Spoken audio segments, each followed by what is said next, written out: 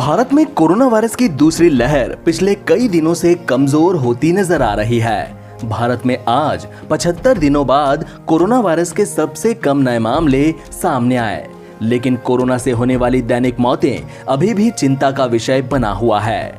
केंद्रीय स्वास्थ्य मंत्रालय ने मंगलवार सुबह कोरोना के ताजा आंकड़े जारी किए। इनके मुताबिक पिछले 24 घंटों में कोरोना वायरस के 60,471 नए मामले दर्ज किए गए।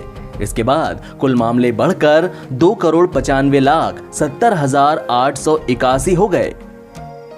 इस दौरान 2,726 मरीजों ने अपनी जान गंवा दी।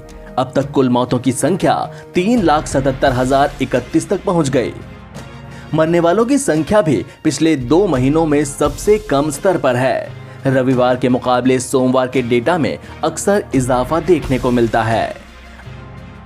आंकड़ों के मुताबिक भारत में कोरोना से पिछले 24 घंटे में 1,17,525 नए मरीज डिस्चार्ज हुए हैं, जिसके बाद कुल डिस्चार्ज की संख्या 2,82,80,472 तक पहुंच गई। देश में फिलहाल एक्टिव मामलों की कुल संख्या 9,13,378 है।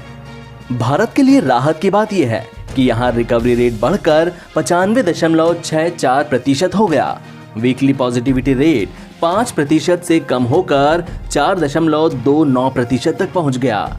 डेली पॉजिटिविटी रेट 3.45% है, जो लगातार 8 दिनों तक 5% से कम रहा है।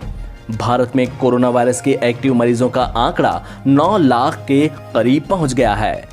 दूसरी लहर के पीक पर देश में 37,20,000 से ज्यादा एक्टिव केसेस थे।